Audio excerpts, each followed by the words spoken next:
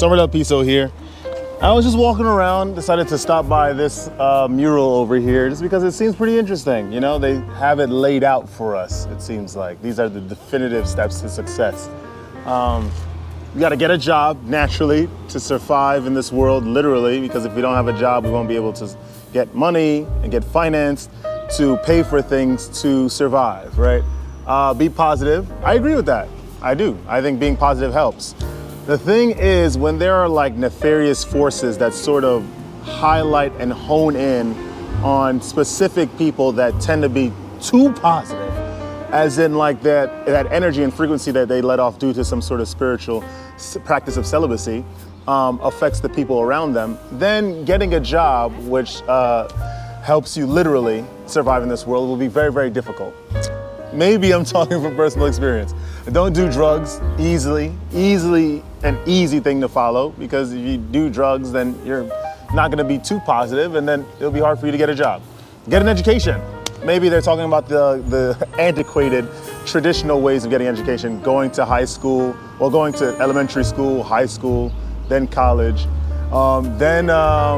They avoid negative influences. Well, that's easy. When you're positive, you just attract things that aren't negative. So that's sort of standard right there. And then protect yourself from HIV and STDs. That's easy when you're on semen retention, honestly. Well, I just wanted to talk about this stuff just because I ran into this and I figured, you know, people are gonna try to follow this benchmark, believing that they're gonna have some success of some sort in the world. All I have to do is just do these things and be successful. And of course, they're talking to like a subset of the world population, of the population of New York, which is where I currently am. You're talking to mainly African Americans. I think that it's deeper than that. Like I said, you know, I went a little deeper on being positive. I think that some individuals will just have a very, very high energetic output. Maybe it's due to celibacy practices. Maybe it's just due to just a natural amalgam of forces that the person contains within themselves that led to that high energy output. It could be a whole myriad of reasons as to why that would occur. But this world is incredibly sophisticated, and this world has been sophisticated. During the times of World War II, there were inventions like atomic bomb. There were the supercomputer. We're in 2024. This is like decades after that event.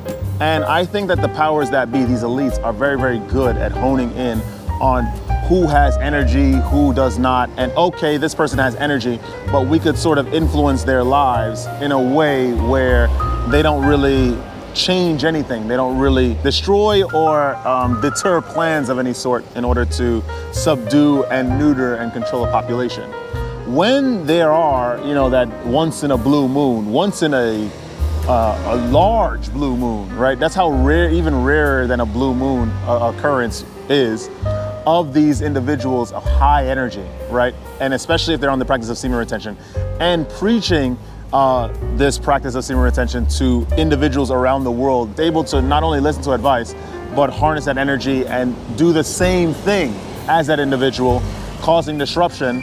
I think it'll get people very, very mad. And no matter how much you try to chase these things, it's gonna be incredibly difficult for you to obtain these things. So, like I know from personal experience, seriously, I like to think that of myself as an individual that has energy. I'm on semen retention and I'm preaching. And I've always been trying to find a job. Even before when I was on semen retention, I was always trying to find a job. I was always trying to get somewhere where I thought I belonged, or where I thought that even if I don't belong, I'm just gonna do my thing, get my money, and then I'll use it to do whatever I feel, whatever comes up in that present moment, right? But I was always rejected. I was always shunned. Granted, I do have like this new city job now, but I definitely think that it's part of a grand scheme of sorts, and we're gonna see how that factors in, you know, a couple years from now, a couple months from now. Maybe I wouldn't even make it, you know, who knows? I definitely do understand that this is a part of the plan, I'm sure. And I'm just awaiting to see how it unfolds for me. What should you take from this video?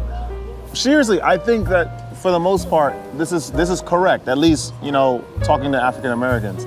But remember, it doesn't even matter at the end of the day your race. It doesn't matter if you are a woman or a man, gay or not gay. I think that the whole idea is if you produce too much energy to a point where it influences individuals instantly and it disrupts plans.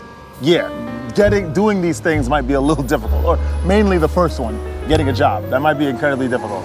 So should that stop you from it at any point? No, it shouldn't. I think you should keep going.